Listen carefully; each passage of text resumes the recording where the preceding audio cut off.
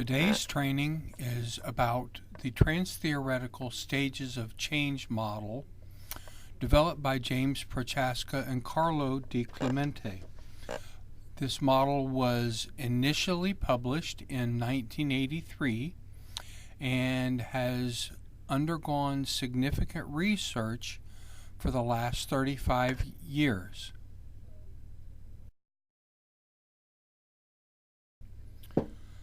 The notion that behavior change involves a process that occurs in increments and that involves specific and varied tasks is at the heart of the Transtheoretical model of intentional human behavior change. This model offers an integrative framework for understanding the process of behavior change, whether that change involves the initiation, modification, or cessation of a particular behavior. The stages of change represent a key component of the Transtheoretical model and describe a series of stages through which people pass as they change a behavior. In this model, change is viewed as a progression from an initial pre-contemplation stage, where the person is not currently considering change, to contemplation, where the individual undertakes a serious evaluation of considerations for or against change, and then to preparation, where planning and commitment are secured. Successful accomplishment of these initial stage tasks lead to taking action to make the specific behavior change, which, if successful, leads to the final and fifth stage of change, maintenance, in which the person works to maintain and sustain long-term change. These stages appear to be applicable to the larger process of behavior change, whether that change occurs with or without the help of another person, an intervention, or a treatment program. Research has isolated the stages of change across a range of risk and health protective behaviors. Application of these stages and support for the various aspects of the process of change represented by these stages have been demonstrated in many behavior changes, from cessation of smoking, alcohol and drugs, to mammography screening, dietary modification, gambling, exercise adoption, condom use, and pregnancy prevention. Thus, although the behavior change targets differ, the structure of the change process appears to be the same. Individuals move from being unaware or unwilling to do anything about the problem to considering the possibility of change, then to becoming determined and prepared to make the change, and finally to taking action and sustaining or maintaining that change over time.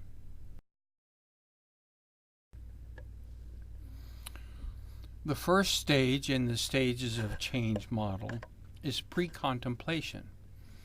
People in pre-contemplation do not see their behavior as a problem and therefore see no need to change. This is sometimes called the ignorance is bliss stage. Clients in the pre-contemplation stage have traditionally been thought of as resistant to change. You might be thinking, well, if someone doesn't see their behavior as a problem and are not interested in changing, then why would I need to know how to work with them? After all, they're not likely to be in treatment. Although many people in pre-contemplation will, by definition, never present for treatment, research has found that between 50 to 60% of our clients who do present for treatment are in the stage of pre-contemplation, which means they don't see a problem and therefore see no need to change their behaviors. These include any client who is pressured or coerced into services. Examples might include the parent whose child has been removed by the state because it was her partner who abused the child and not her. She doesn't see how her behaviors would need to change.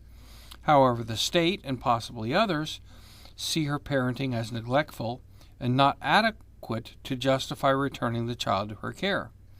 Another example is the child who is brought for services by a parent because of problems in school or at home. The child might see that everyone else has a problem, the teachers, the other kids, even the parents. Other examples include clients who are in treatment because they were court-ordered, required by employers, or even by their partners. In all of these situations, there is someone else who recognizes a problem and has the power to make the person enter treatment against their will. It is possible that people in pre-contemplation have tried changing their behaviors in the past, but were unsuccessful. Because the change didn't work or didn't stick in the past, they now see change as unrealistic or impossible, and therefore not worth pursuing. Examples might include people who have tried to give up smoking or drinking, people who've tried to leave abusive relationships, young people who have tried and failed to leave gangs, or even have failed to be successful at school. Norcross and Prochaska suggest assessing pre-contemplation by asking if the person is considering making a change in the next 6 months. If they agree to statements like, "I guess I have faults, but there's nothing that I really need to change," or "as far as I'm concerned, I don't have any problems that need changing," then they are in pre-contemplation. Prochaska notes that people in pre-contemplation and maintenance believe that their behaviors do not need changing, but for very different reasons. So it's important to find out why. The parent who says, "Yeah, I'm not perfect, but I'm no worse than anyone else, so why should I change?" is telling you there's no problem and therefore no reason to change. This parent is in pre-contemplation. In contrast, the parent who says, "Yeah, I'm not perfect, but I'm so much better than I used to be, and I'm really trying hard not to fall back into my old ways of behaving," is telling you that he or she changed the problematic behavior and is trying to maintain it. This parent is in maintenance. If the difference between the two stages is a little confusing, no worries.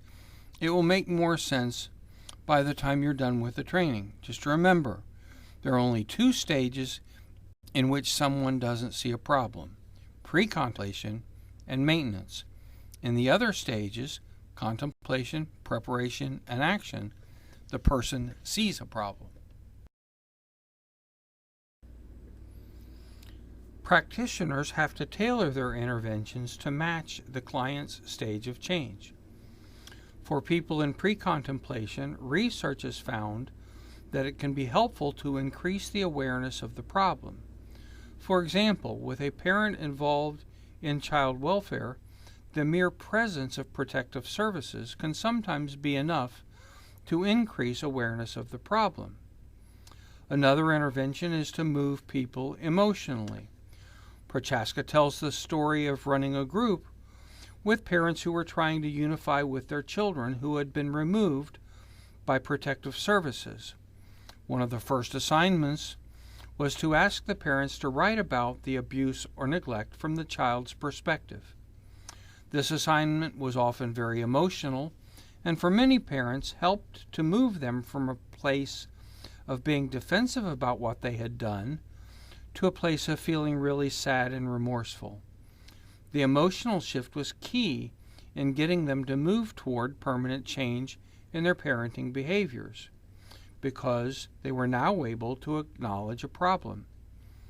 Prochaska mentions 3 other interventions that can be used with pre-contemplators, including discussing the benefits of changing, encouraging the individual to look at the consequences of what is happening now, and pointing out discrepancies between the way the individual would like to be and the way they are.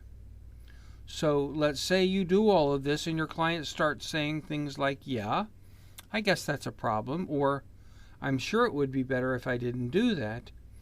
Then they've moved out of pre-contemplation and are in stage 2, contemplation. The second stage in the model is called contemplation. In this stage, people recognize a problem and are contemplating a change, but haven't yet committed to changing. For example, you might want to lose weight and have looked into joining a gym, but you haven't yet signed up. People in contemplation are sitting on the fence. Part of them wants to change, but an equally compelling part of them wants to stay the same. When you're sitting on the fence, we might call that ambivalence about change. The contemplation stage is all about ambivalence. Prochaska noted that people can stay in contemplation for a very long time. Change is tough. It's hard to take that first step. Chronic contemplators spend lots of time thinking and not much time doing. This is in part because contemplators struggle to understand their problem, to see its causes, and to think about possible solutions, rather than taking action steps to change it. You can assess for contemplation by listening for statements like, "I know I have a problem, but I'm not really sure I want to do anything about it," or "I'm not really sure what I can do about it." For example, a parent in the child welfare system might say something like, "I know I can do better by my kids, but I'm not really sure how." Once you have established that your client is ambivalent, then you can decide what types of interventions are most appropriate.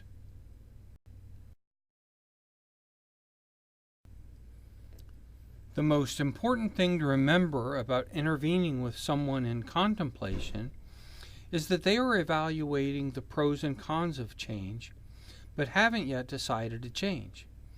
If you start making suggestions about how to change, the part of your client that doesn't want things to change will bring up all the reasons why change is not possible. The last thing you want to do is to have your client talk themselves into not changing their behaviors. So how do you talk with your client so that they talk themselves into change? Prochaska suggests a number of interventions, including talking with your client about the pros and cons of changing, pointing out the discrepancy between how your client would like to be and how they are, and instilling hope.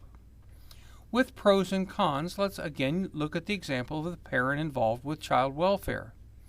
You can ask the person, what are the benefits of changing your approach to parenting? What problems do you see with changing? Your client might respond by saying, I will get my kids back and child welfare will be out of my life, and my kids only respond to spanking. I've tried time out and it doesn't work, so I'm never going to be able to control my kids without being able to spank them. You also might want to explore the pros and cons of maintaining the status quo or staying the same. You can ask, what reasons can you come up with for not changing your parenting style? What are the downsides of keeping your parenting style the same? With developing discrepancy, you can confront clients in this stage and expect to have some impact, but you have to focus on the discrepancy between how they would like to be and how they are. For example, you can say to the parent involved with child welfare, you say that getting your kids back is your number one priority, but you've missed the last 2 supervised visitations.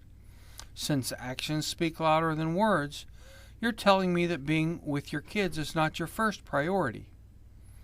Now that might sound harsh, but it points out the discrepancy between the way the parent says they want to be and the way they are. The client is not likely to be motivated to change if they don't see a difference between how they would like to be and how they are. Another way of developing discrepancy is by providing your client with education about how things could be. This kind of information is useless in pre-contemplation because people don't see a problem, but it works well in contemplation because they've partially bought into the idea that they want to change, but are not sure how. And finally, instilling hope is essential because people in contemplation have a voice inside of them saying, change is too hard, it's not worth it. As bad as things are now, it is easier than changing. When you instill hope that your client can change, It supports the voice in your client that says, I don't like how things are going. I want to change.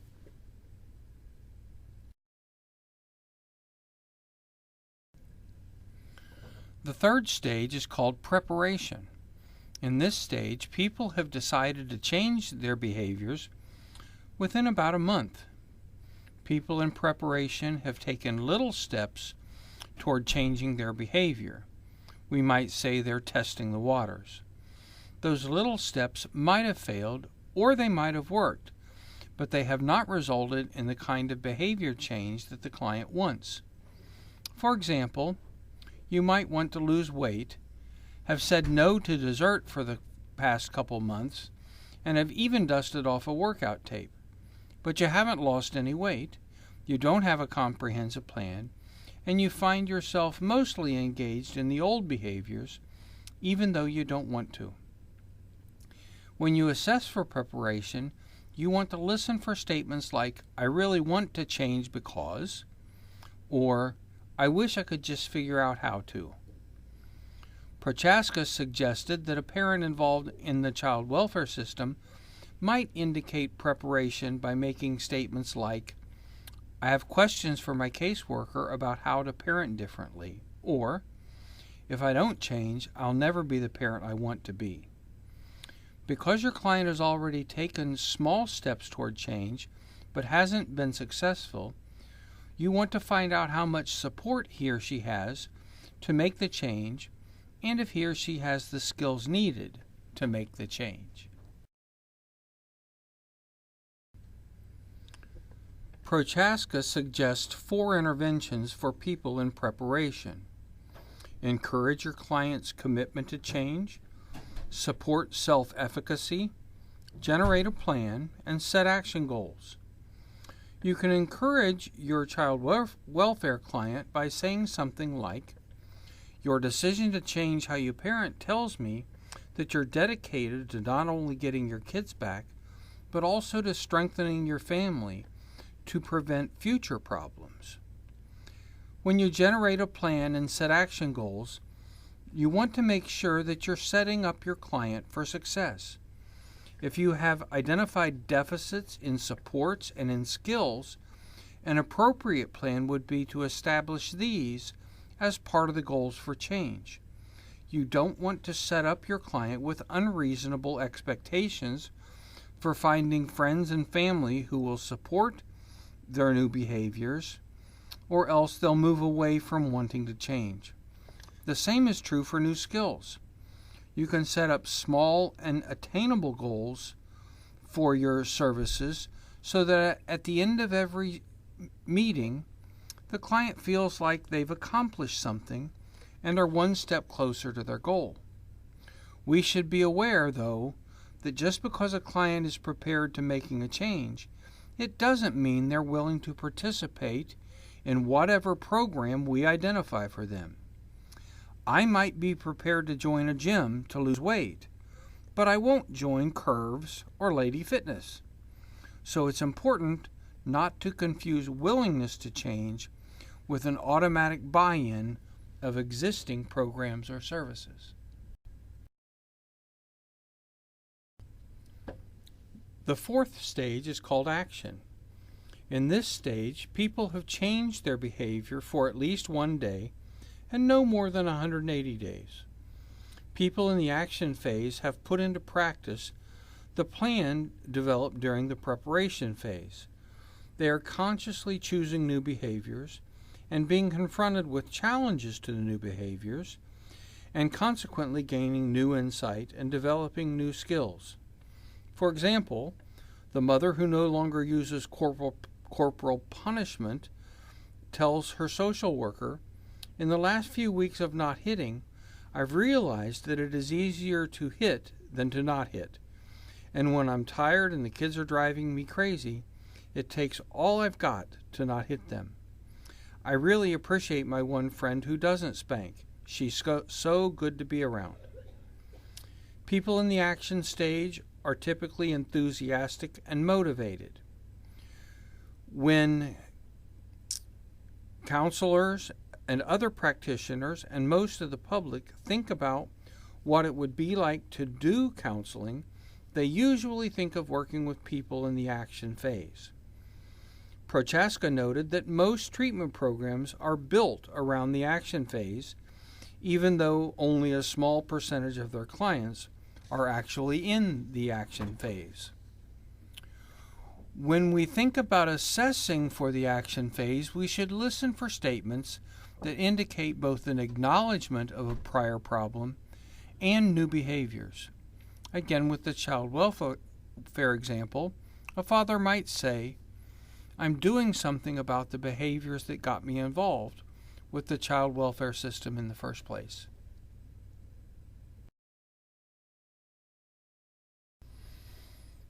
Intervention in the action stage includes a lot of verbal reinforcement and supporting the person's belief that he or she can sustain the change.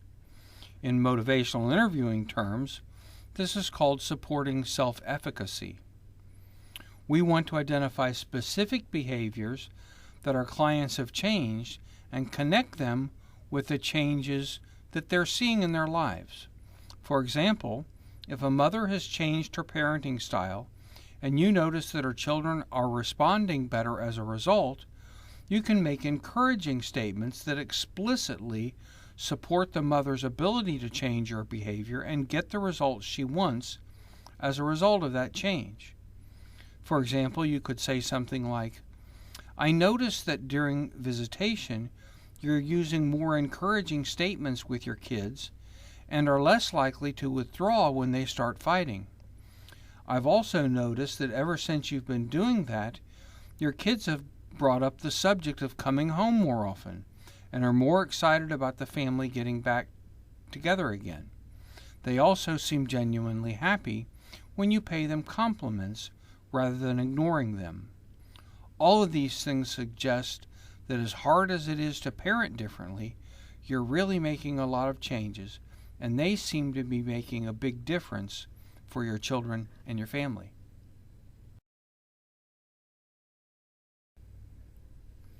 The fifth stage is called maintenance. In this stage, people have been engaged in their new behaviors for at least 6 months and are committed to maintaining this new behavior. You know your client is in maintenance when they report there's no problem and they're able to describe how their current behavior is different from their past behavior. Interventions at the maintenance stage look different than at the previous 4 stages. We will probably be meeting less frequently, and our conversations will revolve around how the client is sustaining their commitment to the new behavior. We will also talk about how the client might cope with a relapse and ways to avoid relapse. Clients in this stage of change tend to be confident about their ability to maintain the change. We can help our clients to identify when they've become overconfident and consequently might put themselves in a position of relapse. We can also begin to build what I like to call a success identity. For most individuals, their previous efforts at changing have not been successful, and when that happens, people build an expectation of failure. Here, we need to focus on the individual's success so that we build an expectation of success, because that expectation of success breeds excitement in the individual and hope.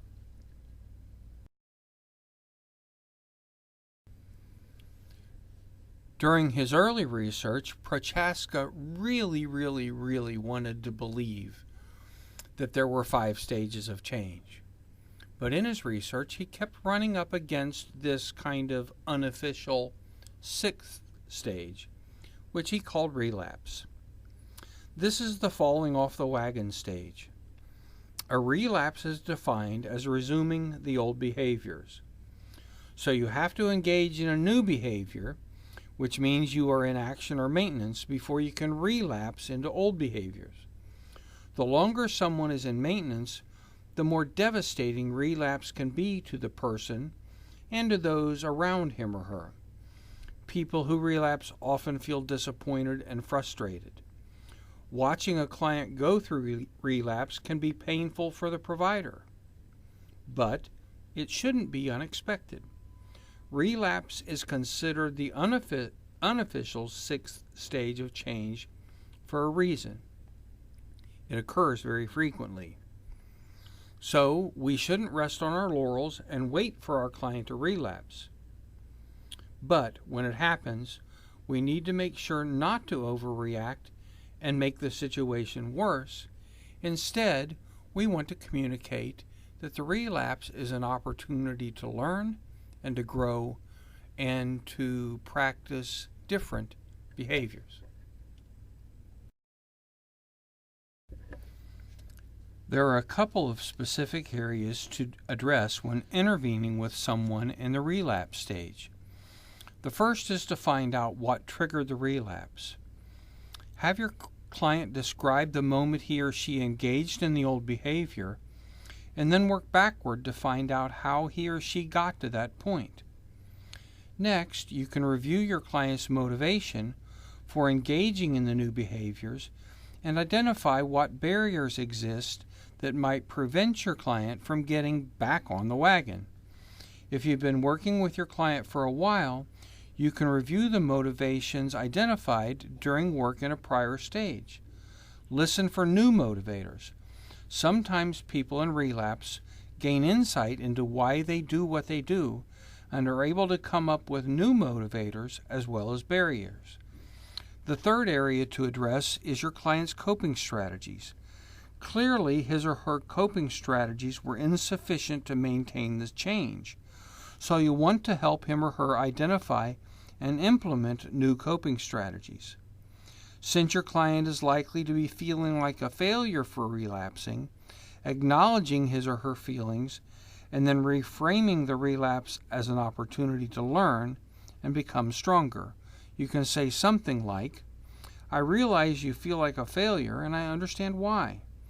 But I want to suggest that perhaps this relapse is a wake-up call to some of the problems with the strategies you've been using and an opportunity to fix and improve them."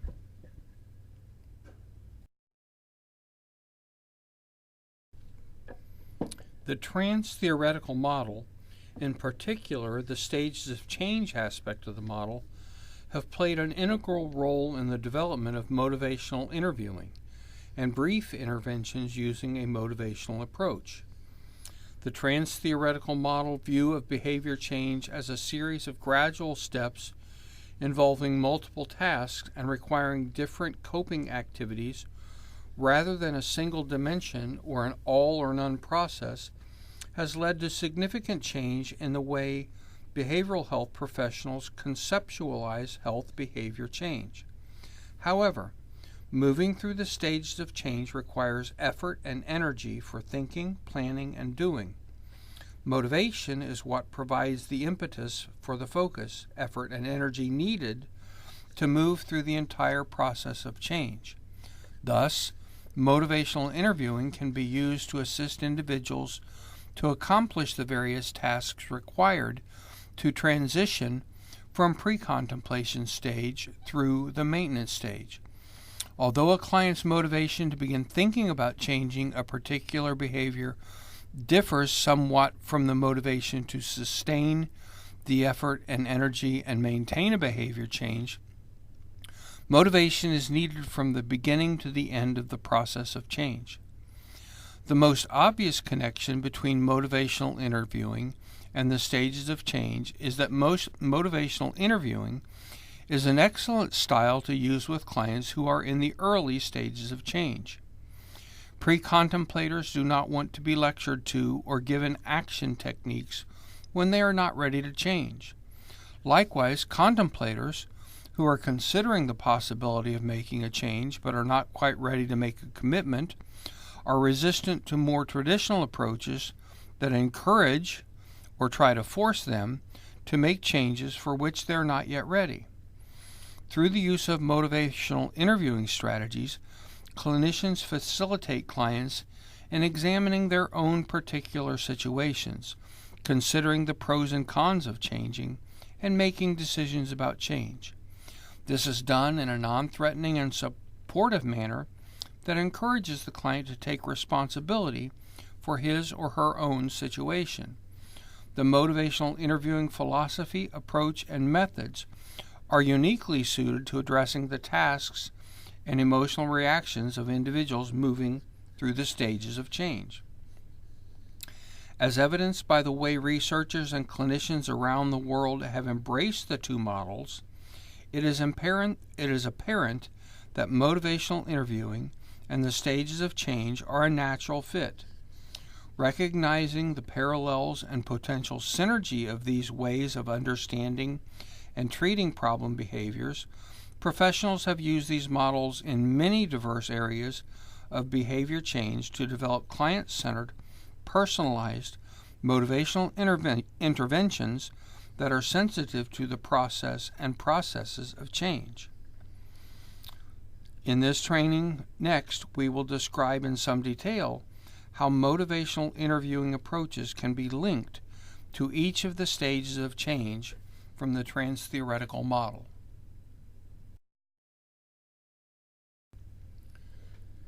Pre-contemplation is the earliest stage of change.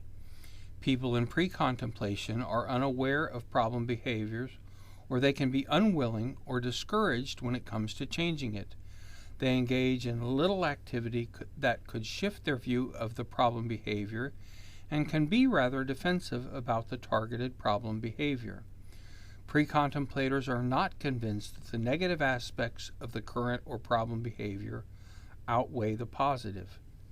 In many areas, particularly with addictive behaviors, pre-contemplators have often been labeled resistance. The challenge is to learn why the client may be resistant to change and use strategies that diffuse that resistance in a positive way. The stages of change help us think about client resistance as a state that can be influenced. Rather than feeling discouraged when we encounter client resistance, we realize that the client is in an early stage of change, and we try to learn more about his or her reason for being in that state. Through talking to thousands of pre-contemplators through the years, we've realized that there are many reasons for someone to be in the pre-contemplation stage. It can be helpful to think about pre-contemplators' resistance to change in what can best be summarized as the 4 R's: reluctance, rebellion, resignation, and rationalization. Each of these patterns of thinking, feeling, and reasoning helps keep pre-contemplators not ready to change. Although most pre-contemplators utilize a combination of these patterns, we'll describe each pattern as a distinctive type. Reluctant pre-contemplators are those who, through lack of knowledge or perhaps inertia, do not want to consider change. For these clients, the information or the impact of their problem behavior has not become fully conscious. Rather than being actively resistant, they are actually more passively resistant to change. It may be that they are fearful of change, or perhaps they are comfortable where they are and don't want to risk the potential disruption of change. For these clients, careful listening and providing feedback in a sensitive, empathic manner can be very helpful. Motivating this type of pre-contemplator often takes time. Sometimes the reluctant client will progress rapidly once he or she verbalizes the reluctance, feels listened to, and begins to feel the tension between the reluctance to change and the possibility of a different future. At other times, the change may take longer.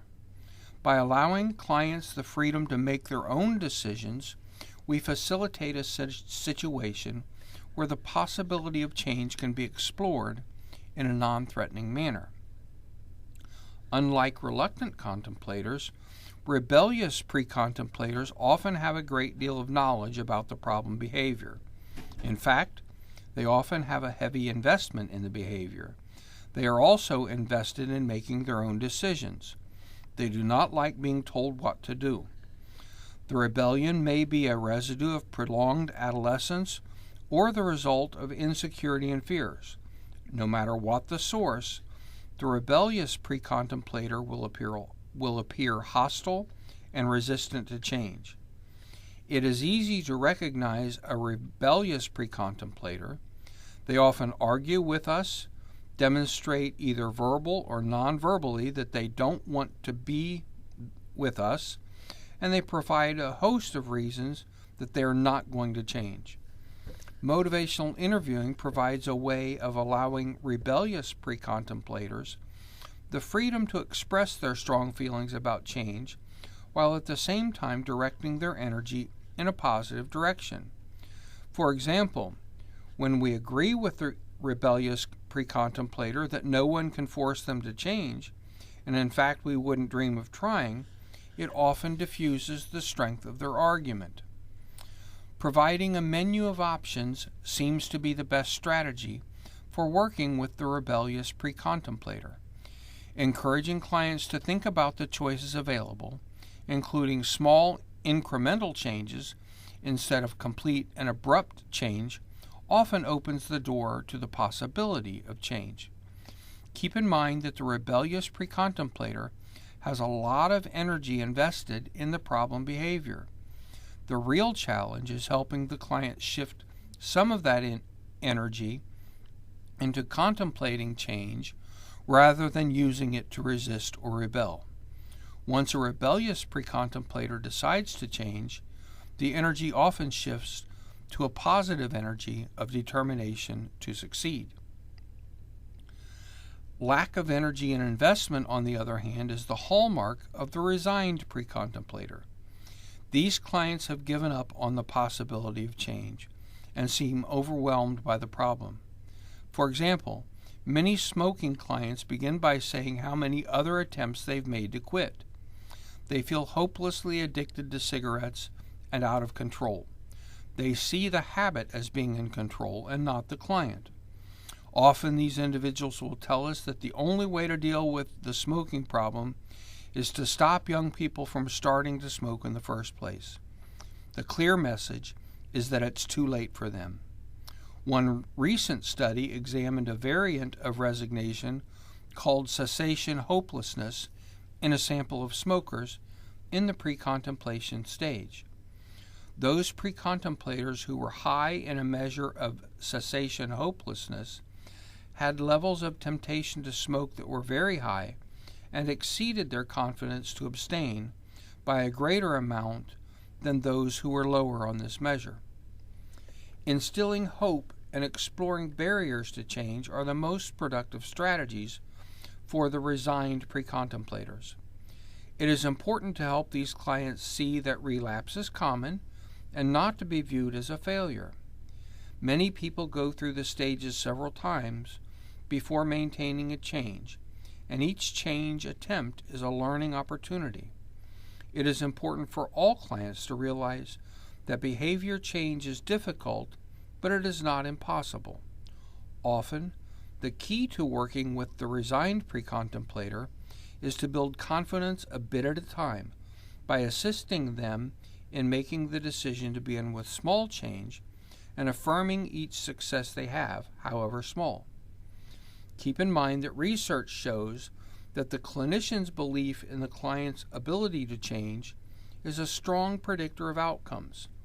Success builds upon success, and with each small change, the resigned pre-contemplator builds self-efficacy about making bigger changes. While the resigned pre-contemplator often feels that they have none of the answers to the problems, the rationalizing pre-contemplator often appears to have all the answers. These clients are not considering change because they often think they have figured out the odds of personal risk or believe that their behavior is the result of someone else's problems, not theirs. It is easy to identify the rationalizing client. It is when the clinician begins to feel as though he or she is in a debate or in a point and counterpoint position. Although it may feel like rebellion, the resistance of the rationalizing client lies much more in their thinking than in their emotions. For example, smokers who are convinced that they are really not at much risk because they started smoking after 21 years of age, or are only smoking 15 cigarettes a day, or have only smoked for 10 years, or have a 90-year-old grandfather who smokes, are prime examples. The same study that examined cessation hopelessness also evaluated a characteristic labeled harm minimization among pre-contemplating smokers. Those smokers who had higher scores on the harm minimization scale demonstrated significantly lower levels of cognitive processes of change, like consciousness raising and self-reevaluation. Minimizing the harm reduces contemplation activities. Oftentimes, the rationalizing pre-contemplator will want to discuss their rationale. The problem is that the discussion typically only serves to strengthen their side of the argument. Empathy and reflective listening seem to work best with this type of client. Starting with the decisional balance exercise, in which the client is asked to tell the good things about the behavior, is an ideal strategy for the rationalizing pre-contemplator. They quickly realize that you are not going to argue with them, and that you will actually acknowledge that they have some compelling reasons for their behavior. Once they have talked about the pros of the behavior, clients are more open to considering that there are also not so good things. The skilled motivational interviewer gently reflects both the pros and cons of change and encourages the client to elaborate. Double-sided reflections can be used to reflect any ambivalence about change. And summarizing both sides of the behavior sometimes helps the rationalizing pre-contemplator to recognize that some of their rationale may be flawed. A note of caution. It can be very tempting to use the decisional balance cons as ammunition in which we use the client's own words to remind them of all the negative things about their behavior and argue for change. This defeats the purpose of the exercise. Motivational interviewing is effective in large part because it avoids argumentation and allows the client to hear and assimilate his or her own change statements. Again, it may be best to summarize the decisional balance and then ask where this leaves the client in terms of thinking about the behavior. The clinician who trusts this process and lets clients come to their own conclusions and change in their own time are often surprised at how frequently this exercise motivates rationalizing pre-contemplators to re-examine and change their behavior.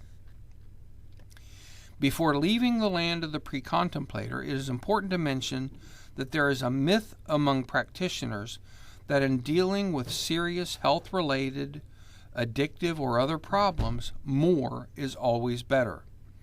We often hear it said that motivational interviewing is a good technique to use in some cases, but when a person is really at risk, more must be done. Practitioners often believe that the more education, more intense treatment, and more confrontation will necessarily produce more change. Nowhere is this less true than with pre-contemplators. More intensity will often produce fewer results with this group. So it is particularly important to use careful motivational strategies rather than to mount high-intensity programs or efforts that will be ignored by those uninterested in changing the particular problem behavior. It is just as erroneous, however, to believe that pre-contemplators don't ever change, and there's nothing we can do. They can be coaxed, encouraged, informed, and advised. We cannot make pre-contemplators change, but we can help motivate them to move to contemplation. In the contemplation stage of change, a person acknowledges that he or she has a problem and begins to think seriously about solving it. Contemplators struggle to understand the problem, to see its causes, and to think about possible solutions. Contemplators, however, may be far from actually making a commitment to action. For example, a contemplator might gather a lot of information about treatment programs, but not actually enroll. This is often the nature of contemplation. The individual knows where he or she wants to be, and maybe even how to get there, but is not quite ready to make a commitment. Although many contemplators move on to the action stage, it is possible to spend many months or years in contemplation. The practitioner's goal when working with a contemplator is to help the client tip the balance in favor of change. Contemplation is often a very paradoxical stage of change. The fact that the client is willing to consider the problem and the possibility of change offers hope for change. Contemplation is the stage when clients are quite open to information about the behavior and exploring decisional balance considerations. It is also the stage where clients experience the most ambivalence. As clinicians, it is important that we be comfortable with and that we recognize ambivalence as a vital part of the contemplation stage of change. We should also realize that contemplation does not mean commitment. We often make the mistake of thinking that a person who is contemplating change is ready to make a commitment. This is not the case. A good example of this confusion is in workplace smoking cessation programs. When surveys are taken in the workplace, large number of smokers, up to 70 or even 80%, express interest in quitting. So programs are developed and offered. Typically, these programs are very poorly attended and are lucky to attract 3 to 5% of the smokers. Clearly, thinking about quitting does not equal commitment to quit. Most smokers wish to change or wish that they could stop smoking. Many are considering change in the near future. When confronted by a choice to sign up for a specific cessation program on a specific date, they find many reasons why right now is not the right time. What are missing in most of these workplace programs are adequate motivational strategies to assist individuals in moving from contemplation to preparation and being ready to take action. Some studies have found a relationship between contemplation and higher levels of depression. It may be there is a subgroup of contemplators who are in what DiClemente and Prochaska have called chronic contemplation. They think about change, often to the point of rumination, but they don't move beyond the contemplation stage. When working with contemplators, it is important to assess how long the person has been considering change and whether they have made past attempts. The key here is to assist the contemplator in thinking through the risks of the behavior and potential benefits of change, and to instill hope that change is possible. It is also important for contemplators to receive accurate information about their behavior and personal feedback about the impact the behavior is having on their lives. Although one piece of information will not make the decision for the individual, this type of personally relevant information or feedback can be extremely persuasive. We discussed earlier how the decisional balance exercise can be helpful in assisting the pre-contemplator to talk about the problem behavior. It is also very useful in the contemplation stage. In fact, research shows that for many different behaviors, contemplation is the stage in which the evaluations of the pros and cons of the behavior are more or less equal. The task for the practitioner, then, is to help the client move from this balanced state to one that is tipped in favor of change. Once this happens, the client is ready to move on to the next stage. An important strategy with contemplators is to accentuate the positive. Often, individuals considering changing a problem behavior will concentrate on all of the negative aspects of the behavior. I know how bad my drinking is for me, they say. In fact, they can often produce a litany of reasons why what they are doing is bad for them. Practitioners and clients are often baffled by the fact that even with all these negatives, change does not occur. The reality is that if the behavior were not in some way beneficial to the client, he or she would not be doing it.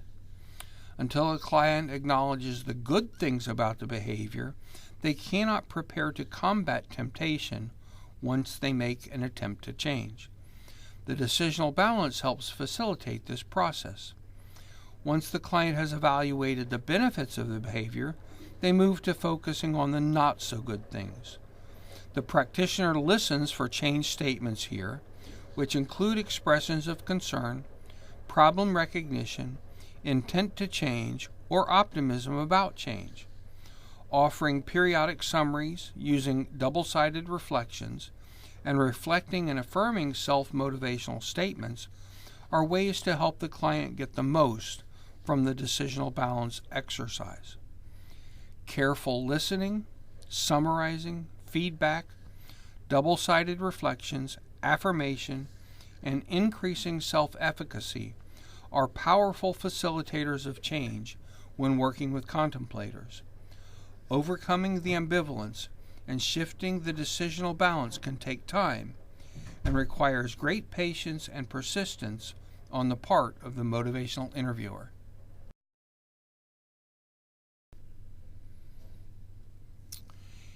In the preparation stage, the person is ready to change in the near future. They are on the verge of taking action. People in this stage may have tried and failed to change in the past, yet they have often learned valuable lessons from past change attempts. Individuals in this stage of change need to develop a plan that will work for them. Then they need to make a firm commitment to follow through on the action options they choose. The decision to take appropriate steps to stop a behavior or to initiate a positive behavior provides access to the preparation stage. Most people in this stage will make a serious attempt at change in the near future. They appear to be ready for and committed to action. The challenge is to help the client develop a change plan that is acceptable, accessible, and effective. Once clients have committed to action, it would seem to be a simple task to assist them in preparing to move forward. However, commitment to change does not necessarily mean that change is automatic, that change methods used will be efficient, or that the attempt will be successful in the long term. Being prepared for action does not mean that all ambivalence is resolved. In fact, the decision-making process continues through the preparation stage. The first task for the practitioner working with the client in preparation is to assess the strength of the client's commitment to change. This is often difficult to assess simply from verbal self-report. Sometimes clients who are adamant about being ready to change are trying to convince themselves as much as they are trying to convince you. Using a motivational interviewing approach, the clinician helps the client think creatively about how to develop the most effective plan. Considering the client's personal life circumstances and drawing on their past experience with change, the practitioner guides the client in developing change strategies. Presenting a menu of possible options from which the client can choose is often helpful. The practitioner can also draw on his or her own experience with other clients, gently suggesting strategies that may have worked for other people. While respecting the individual's choice, the practitioner can also gently warn against change plan strategies that seem inappropriate or ineffective. While the clinician's tasks are different in this phase, they are no less challenging. A solid, workable change plan is not easy to develop. It takes careful listening, reflection, and incisive intervention in part of the practitioner, as well as the client's careful thought and determination. In the action stage of change, people most overtly modify their behavior. They stop smoking. They remove all the desserts from the house. They pour the last beer down the drain or enter a treatment program. In short, they make the move and implement the plan for which they've been preparing. Action is the most obviously busy period and the one that requires the greatest commitment of time and energy. Changes made during the action stage are more visible to others than those made during the other stages, and therefore receive the greatest recognition. The danger is that many people can erroneously equate action with change, overlooking not only the critical work that prepares people for successful action, but the equally important efforts to maintain the changes following action. What do people in action need from their practitioners? They have often made a plan and have begun to implement it even before we may see them. Often, setting up a meeting has coincided with other changes that they've made. Clients in the action stage have various reasons for consulting a practitioner. This might be to make a public commitment to action, to get some external confirmation of their plans, to seek support, to gain greater self-efficacy, or sometimes to create external monitors of their activity. Working with clients in this action stage can be rather easy and quite rewarding. It is important, however, not to assume that once a person has reached the action stage, that it is an easy downhill ride. Clients in action may still have some conflicting feelings about the change. They may miss their old lifestyles in some ways and be struggling to fit into this new behavior. Careful listening and affirming that clients are doing the right thing are important in this stage. It is also important to check with the client to see if they've discovered any parts of their change plan that need revision. Some clients in action will discover that their change plan need to be revised, and the practitioner can be of assistance in this process. Clients also need affirmation for what they've accomplished and assurance that they can continue to make the desired changes.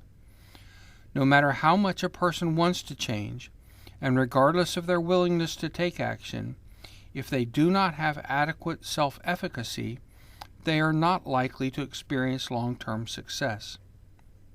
Motivational interviewing can help to build clients' self-efficacy as they take action.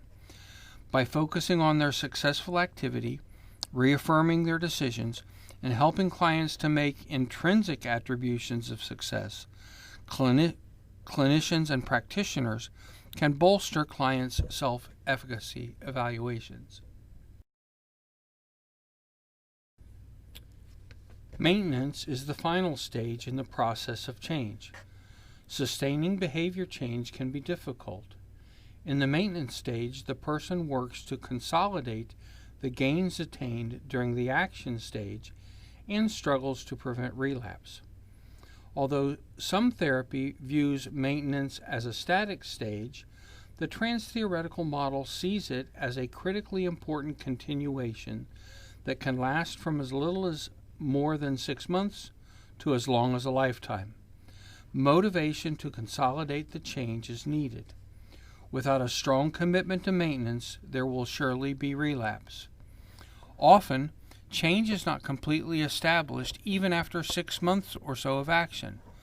This is particularly true if the environment is filled with cues that can trigger the problem behavior. We all know of cases where an individual who has stopped drinking relapses just when everyone thinks the problem is finally resolved. It is important to help individuals in the maintenance stage to practice an active and intelligent maintenance of the changes they have made. The Transtheoretical model recognizes that relapse is possible when moving through the stages of change. People often cycle through the stages many different times before reaching success. Thus, a slip should not be considered an utter failure, but rather a step back. Many people progress from contemplation through preparation to action and then maintenance, but many will relapse.